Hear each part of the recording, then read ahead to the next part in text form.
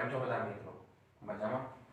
પ્રકરણ number 1 episode number 48 આપણે 47માં એપિસોડની અંદર ઇન્ટ્રોડક્શન જોયું કે સ્વવાચક સંમિત પરંપરિત કોને કહેવાય. તો સ્વાધ્યાય 1.1 આપણે આજે જોઈશું. સ્વાધ્યાય 1.1 માં રકમ એવી છે કે સ્વવાચક સંમિત કે પરંપરિત છે કે નહીં તે નક્કી કરો. પહેલી રકમ આપી છે ગણ a બરાબર 1 થી 14 પર વ્યાખ્યાયિત હોય એવો સંબંધ.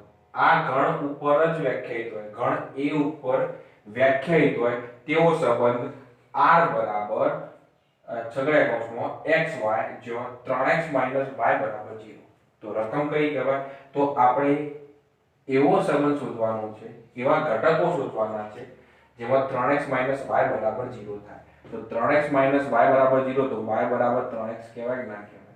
આના ઉપરથી આવું લખાય કે ના લખાય? મતલબ આપણે પહેલા સંબંધ r બનાવી દઈએ તો x ની કિંમત 1 લેવાય, 2 લેવાય, 3 લેવાય, 4 લેવાય, છેક કેટલા સુધી લેવાય? 14 ઉપર. તો y ની પણ વેલ્યુ કેટલી હોવી જોઈએ? 1 2 3 4 થી 14 સુધી. કેમ? x અને y કોના ઉપર વ્યાખ્યાયિત છે? ગણ a ઉપર. એવું રકમે કીધું છે. r એ a ઉપર વ્યાખ્યાયિત છે, મતલબ x અને y ની વેલ્યુ a માંથી હોવી જોઈએ, ગણ a માંથી. ઠીક છે? તો x ની વેલ્યુ કે લેવાય? 1 લેવાય, 2 લેવાય, 3 લેવાય. જો x ની વેલ્યુ હું 1 લઉં, x ની વેલ્યુ 1 લઉં તો y ની વેલ્યુ કેટલી આવશે? 3. આવે કે નહીં? x ની વેલ્યુ 1 મૂકો તો y ની વેલ્યુ 3. કઈ રીતે ખબર પડી? આ સંબંધ એમને આપી દીધો છે. y ની વેલ્યુ 2 લઉં તો x ની વેલ્યુ x ની વેલ્યુ 2 લઉં તો y ની વેલ્યુ 6. x ની વેલ્યુ 3 લઉં તો y ની વેલ્યુ 9. x ની વેલ્યુ 4 લઉં તો y ની વેલ્યુ 12. ઠીક છે? x ની વેલ્યુ 5 લઉં તો y ની વેલ્યુ 15. પણ આ ઘટક લેવાય નહીં. કેમ? કેમ કે y ની વેલ્યુ કેટલી આવી ગઈ? 15 અને y વેલ્યુ શેના ઉપર વ્યાખ્યાયિત છે? ગણ a ઉપર. તો એમાં તો 14 સુધી જ છે. તો y ની વેલ્યુ 15 લેવાય નહીં. એટલે કેટલા ઘટકો બનશે? ખાલી 4 જ ઘટકો. ઠીક છે? આટલા સુધી ક્લિયર પડી કે નહીં ખબર? ઠીક છે? તો આ ખાલી ફક્ત સમજવા માટે હતું. ગણ r મળી ગયો, સંબંધ r મળી ગયો. r માં ઘટકો કઈ રીતે બનાય ખબર પડી આ સંબંધ ઉપર. 3x - y બરાબર 0 એટલે y બરાબર 3x. x ની વેલ્યુ 1 2 3 4 મૂકી. કેમ 1 2 3 4 મૂકી? કેમ કે અહીંયા 1 2 3 4 થી શરૂઆત થાય છે ગણ a ઉપર. ઠીક છે? તો સંબંધ r મળી ગયો. હવે આપણે કોના માટે? સ્વવાચક સંમિત કે પરંપરિત. આ સંબંધ સ્વવાચક સંમિત કે પરંપરિત છે કે નહીં તે આપણે નક્કી કરીશું. ચલો પહેલી વાત કરીશું આપણે સ્વવાચક માટે. લાઈન ચેક કરો ને. સ્વવાચક માટે ચલો પ્રત્યેક એવો ઘટક લો x જે a માંથી હોય. સમજાવો. પહેલા દાખલામાં થોડી તકલીફ પડશે, ઓટોમેટિક બધા દાખલામાં પછી ખબર પડવા મળશે. પહેલા સ્વવાચકમાં બંને ઘટક સરખા હોવા જોઈએ. બંને ઘટકો x અને x સરખા હોવા જોઈએ. તો બધા ઘટકો સરખા છે. 1 1 2 2 3 3 4 4. કોઈ ઘટક સરખો r માં છે નહીં. હવે આ બધું ભૂલી જાઓ. ખાલી શેમાં જોવાનું? r માં. 1 1 2 2 3 3 થી 14 14 સુધી છે. કોઈ ઘટક છે નહીં. કોઈ એક ઘટક એ ખૂટતો હોય તો સ્વવાચક કહેવાશે નહીં. તો આમાં એવું કહી દેવાનું x belongs to a. x એવો લો જે a માંથી હોય. a માંથી મતલબ 1 થી 14 માંથી હોય. તો x x એવો સરખો આવ્યો, belongs to not belongs to r. એવો r માં છે નહીં. તેથી સ્વવાચક નથી. ક્લિયર? હવે વાત કરીશું આપણે સંમિત માટે. ચલો સ્વવાચક પૂરું થઈ ગયું. સંમિતમાં શું હોય? 1 2 હોય તો 2 1 હોવા જોઈએ. તો અહીંયા 1 3 છે તો 3 1 છે નહીં. તો અહીંયા લખી દેવાનું x અને y એવો લો. x belongs to a હોય અને y belongs to a હોય. પ્રત્યેક x એવો લેવાનો જે a માંથી હોય અને y શેમાંથી હોય? a માંથી હોય. તો શું લખી દેવાનું? xy belongs to r હોય તો અહીંયા yx belongs to r નથી. કેમ? 1 3 છે પણ 3 1 છે નથી. ઠીક છે? સંમિત છે નહીં.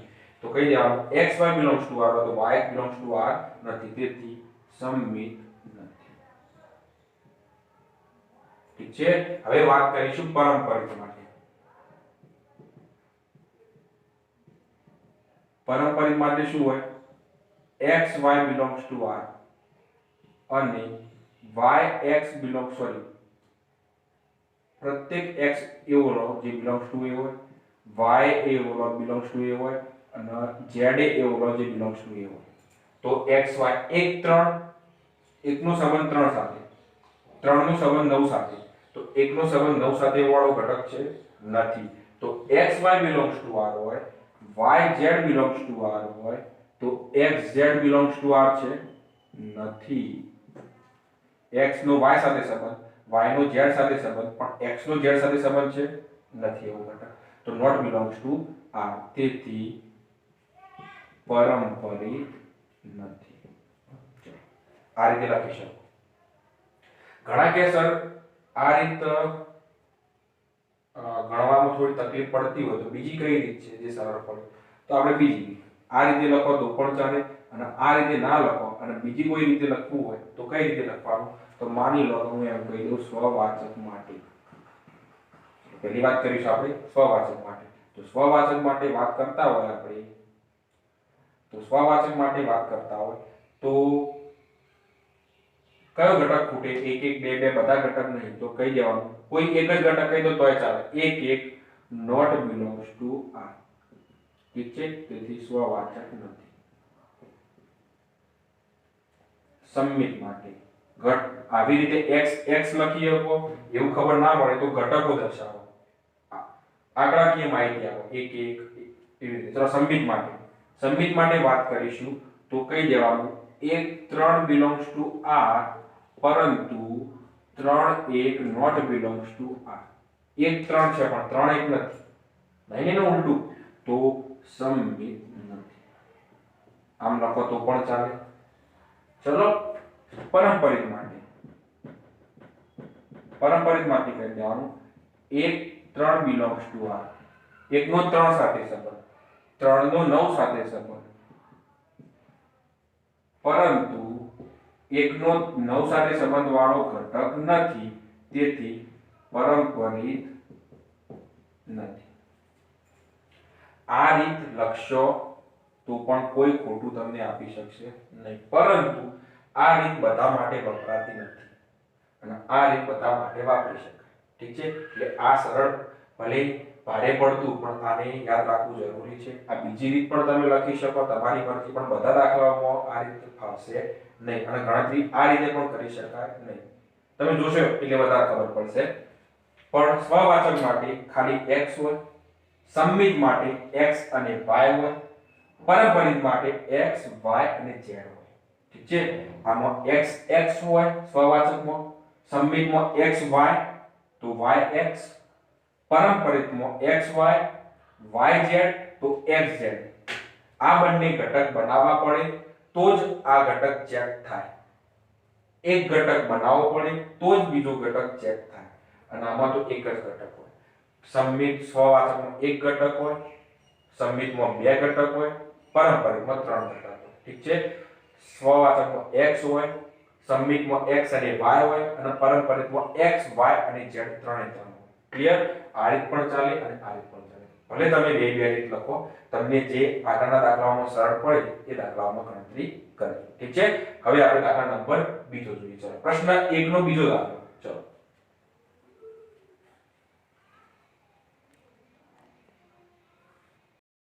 ચલો મિત્રો દાખલા નંબર પહેલાનો બીજો ચેક કરીએ।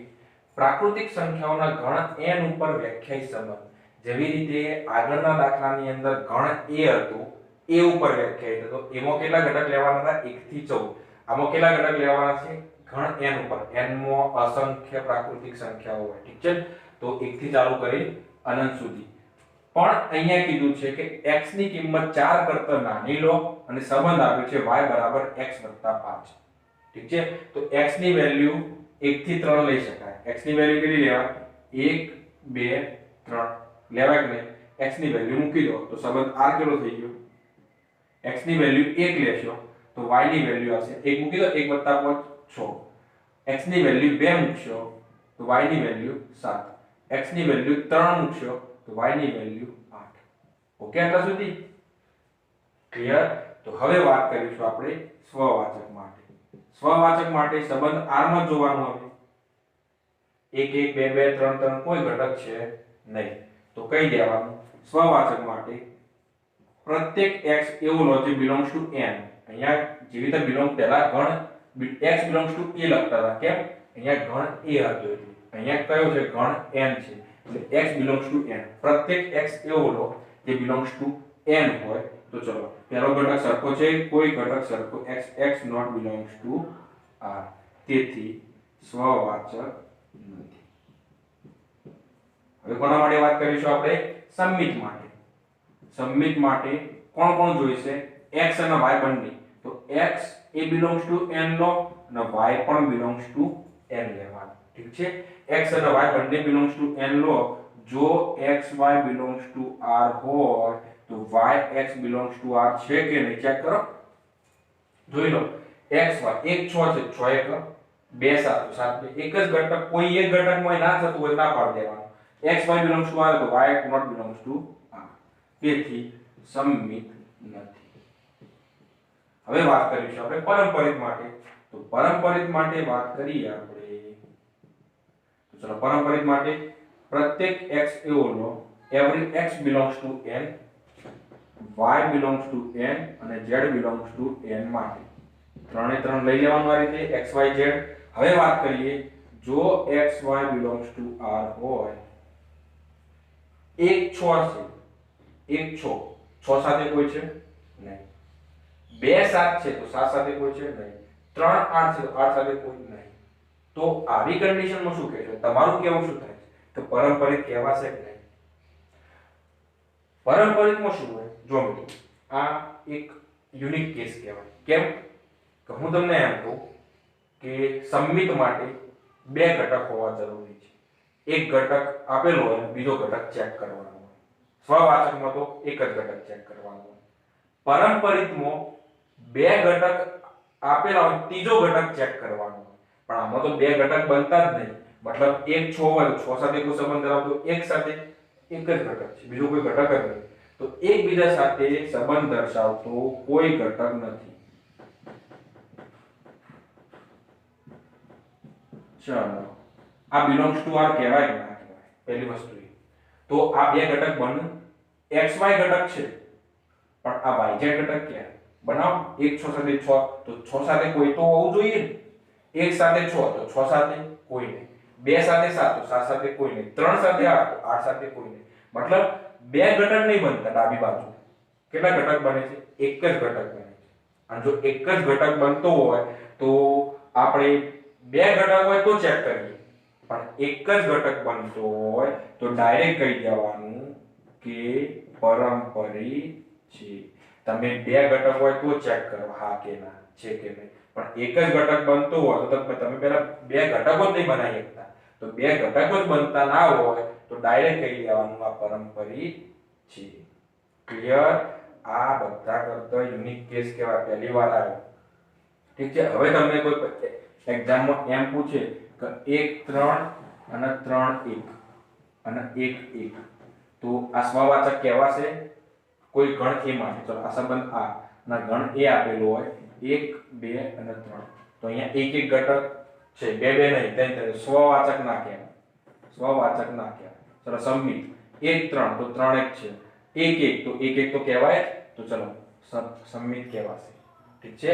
પરંપરિતની વાત કરીએ. ચલો પરંપરિત 1 નો 3 સાથે સંબંધ, 3 નો 1 સાથે સંબંધ, તો 1 નો 1 સાથે સંમિત પરંપરિત કહેવાશે. ક્લિયર? તો આ રીતે તમને ગમે ત્યારે ખબર પડવી જોઈએ. જો x y ઘટક અને y z ઘટક હોય તો જ આનો હા કે ના તમે જવાબ આપી શકો. પણ જો બેમાંથી એક જ ઘટક બનતો હોય તો ડાયરેક્ટ કહી દેવાનું છે. ઠીક છે? પરંપરિત છે. તો આ થઈ ગયો તમારો દાખલા નંબર પહેલાનો બીજો દાખલો. ઠીક છે? તમે બીજી રીતે પણ ઘરે બેઠા તમે ગણી શકો. ઠીક છે? ઓકે, દાખલા નંબર હવે ત્રીજો જોઈએ. ચલો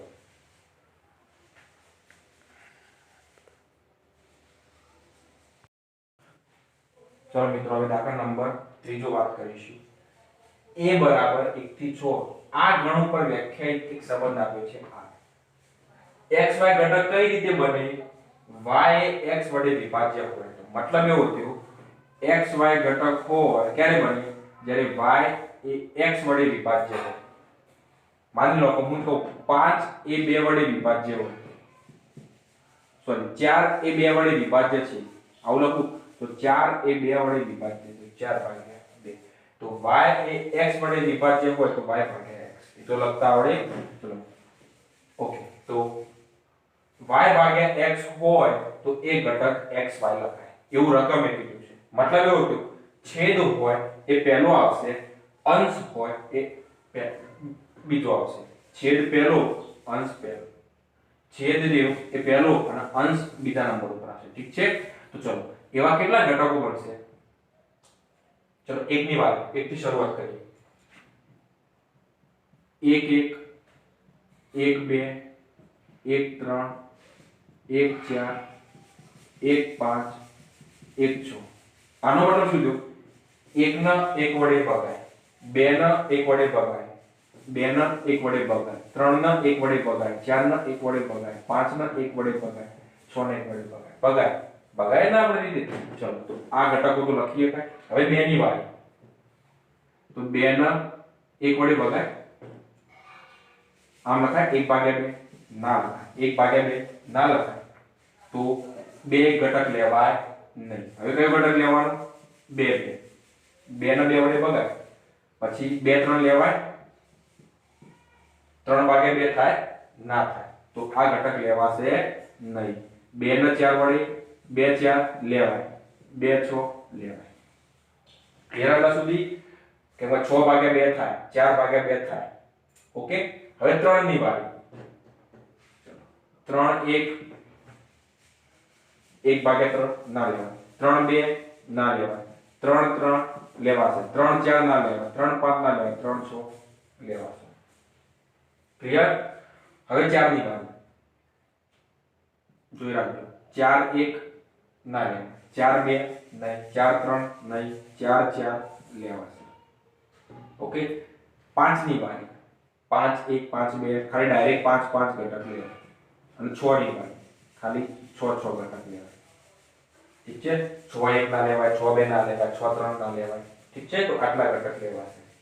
તો પણ હજી ખબર ના પડે તો ફરીથી સમજાઈ દઉં કે 6 એક ઘટક કેમ ના લેવાય? 6 એક ઘટક એટલે 1/6. 6 બે ઘટક એટલે શું? 2/6. તો આ ભાગાકાર થાય નહીં, આ ભાગાકાર થાય નહીં. 6 3 ના લેવાય, કેમ કે 3/6. આ ઘટક પણ લેવાય નહીં. ખાલી કયો ઘટક લેવાય? 6.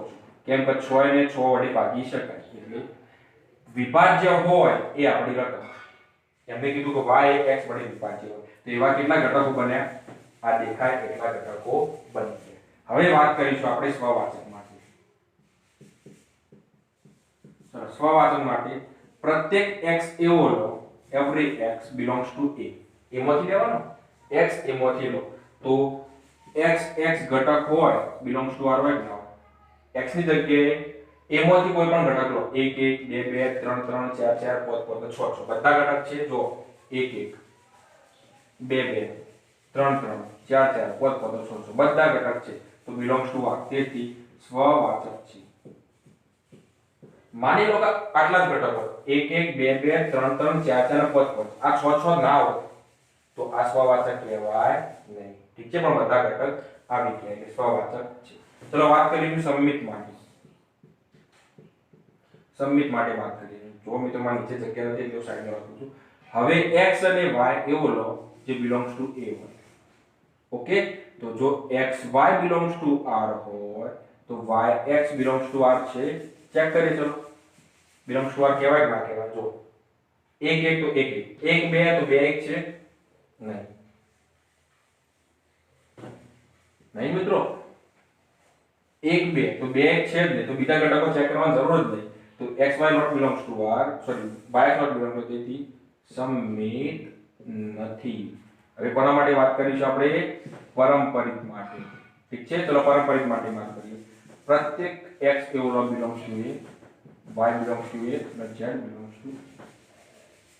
ઓકે, તો હવે આપણે ચેક કરીશું xy belongs to r હોય અને yz belongs to r હોય તો xz belongs to r થશે જ નહીં.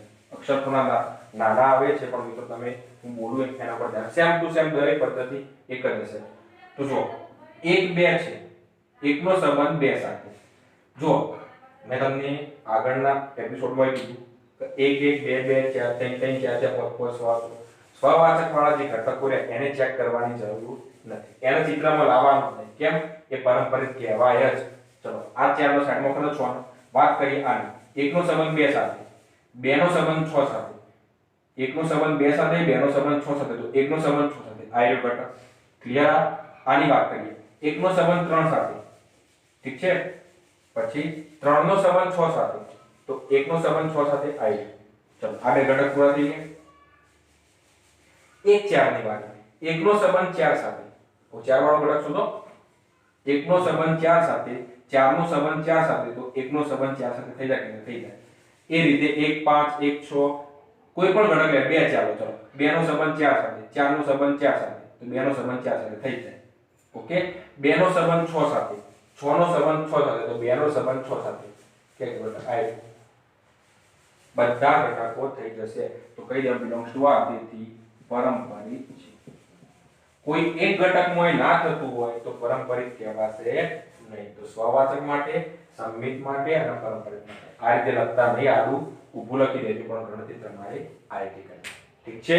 તો હવે આપણે દાખલા નંબર પહેલાનો ચોથા દાખલા તરફ જઈશું. ઠીક છે? ચલો જોઈએ ચોથો દાખલો.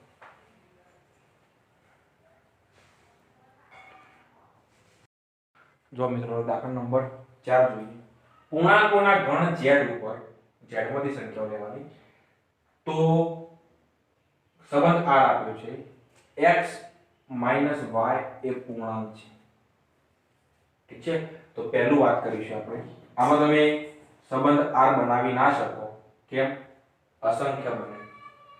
પહેલો, બીજો અને ત્રીજો દાખલો જે આપણે ગણ્યો એમાં સંબંધ r ના ઘટકો કેવા હતા? લિમિટેડ હતા, એટલે તમે લખી દેતા હતા. પણ આમાં તો z માંથી સંખ્યાઓ લેવાની છે. x માં પણ z માંથી લેવાની અને y માં પણ z માંથી લેવાની.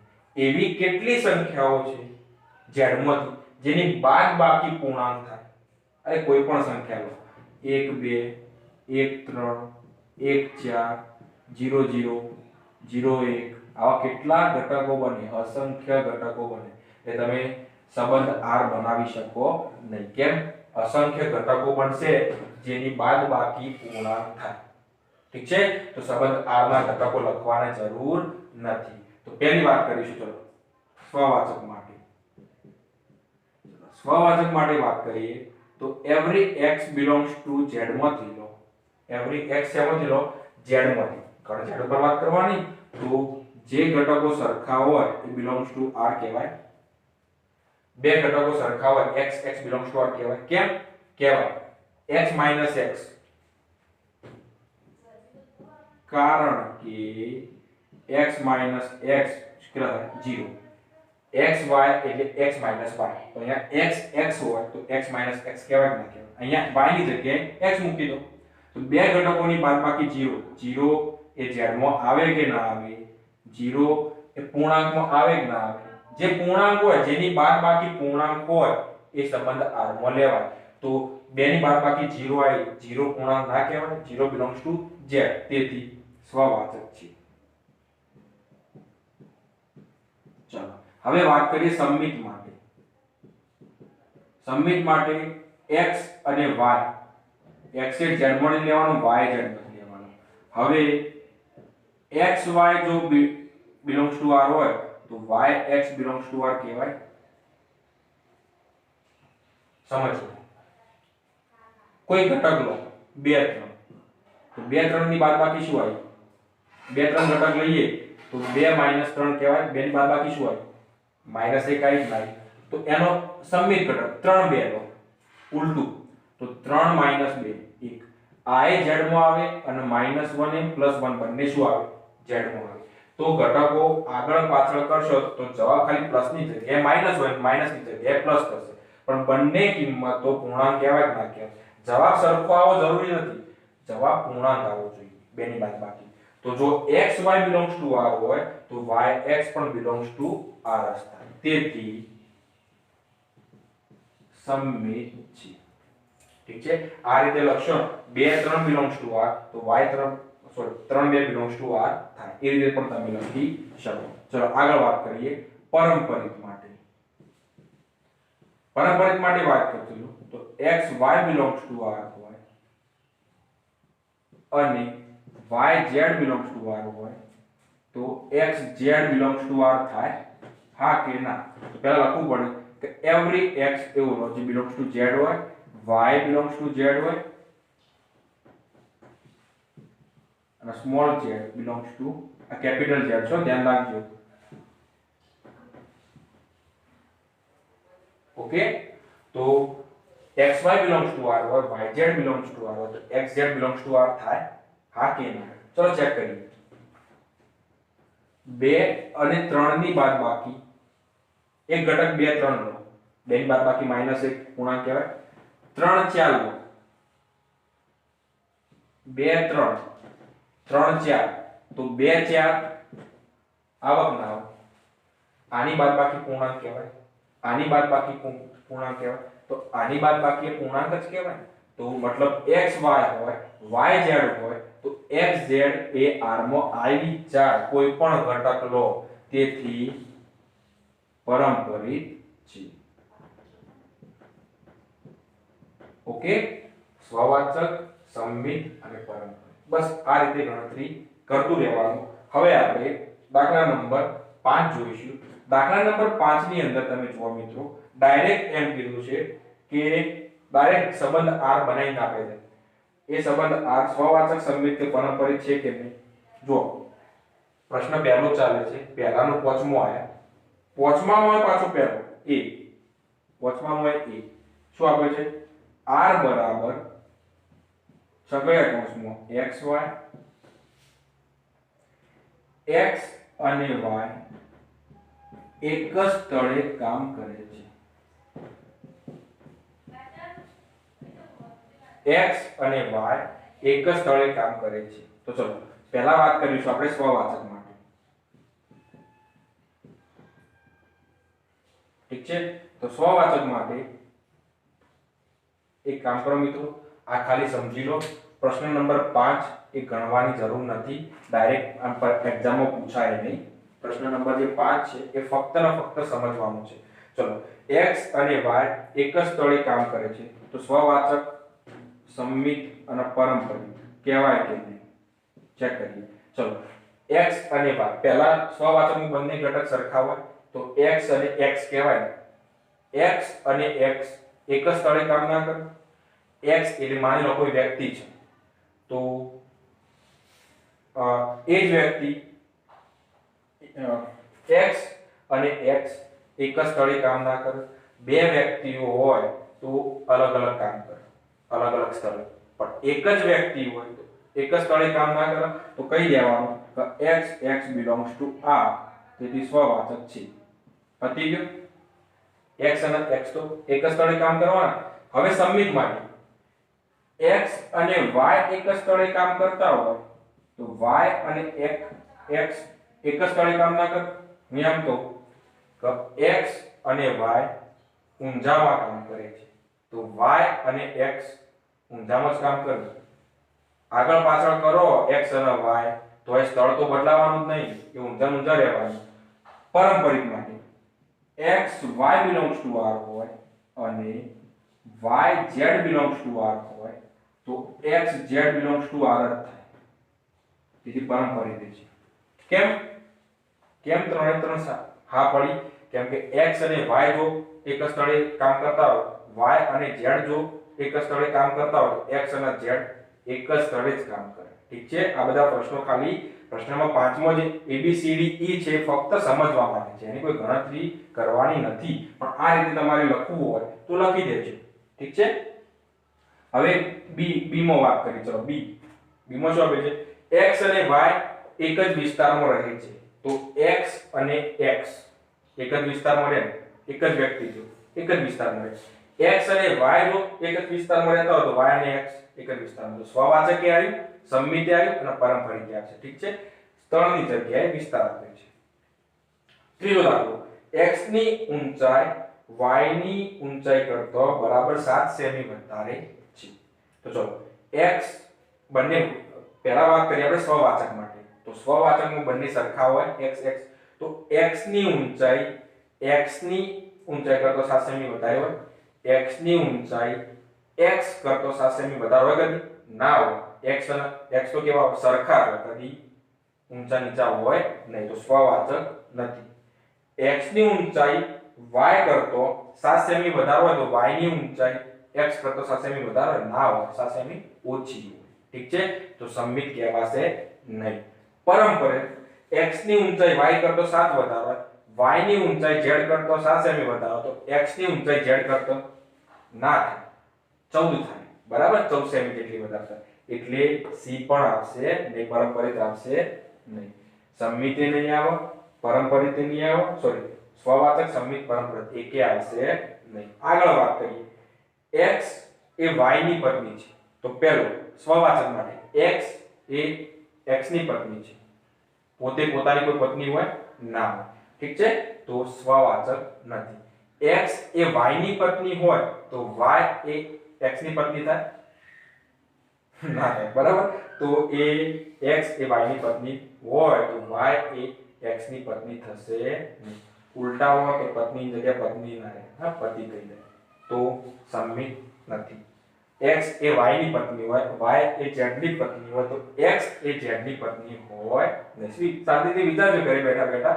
આ બધી એક રમત આપી છે, રમત જેવું છે. દાખલા નંબર 5 એમાં ઈ જોઈએ, x એ y નો પિતા છે, તો સ્વવાચક માટે પણ ના હોય, સમમિતે ના હોય અને પરંપરિત ના હોય. ઠીક છે, તો તમે તમારી રીતે શાંતિથી એ દાખલાઓ જોઈ લેજો. એક શાંતિથી એક ગમ્મત માટે થોડા અમુક પ્રશ્નો એમને નાખ્યા છે. તો પ્રશ્ન 5માં ABCDE છે એ તમારે ઘરેથી આ રીતે લખી લેજો શાંતિથી, અને શોર્ટમાં બધું બતાવી દેજો, બહુ ડિટેલમાં લખવાની જરૂર નથી. તો હવે આપણે આના પછીના દાખલા નંબર જે 2 થી છે એ બધું આપણે શાંતિથી નવા એપિસોડની અંદર લખીશું. ભલે આ પ્રકરણ ધીમું ચાલતું, પણ જ્યારે પણ આખું ધોરણ 12 પૂરું થાય ત્યારે કોઈને જો વધારે પડતા ડાઉટ્સ આવતા હોય તો આ પ્રકરણ નંબર 1 ની અંદર છે. અને પ્રકરણ નંબર 1 ની અંદર જો સૌથી વધારે ડાઉટ બધાને આવતા હોય તો એક આ સ્વવાચક, સમમિત અને પરંપરિત શીખવાનો છે. તો આપણે આ એપિસોડ શાંતિથી ભણીશું, બહુ ઉતાવળ કરીને સિલેબસ પૂરો કરવાની જરૂર નથી, આપણે શાંતિથી પૂરું કરવું છે. ઠીક છે, પણ આ બધું મગજમાં ફિટ કરજો. અને હવેના જે પછીનો પ્રશ્ન નંબર 2 છે એ આપણે એપિસોડ નંબર 49 માં ચલાવીશું. ઠીક છે, ચલો આટલા સુધી.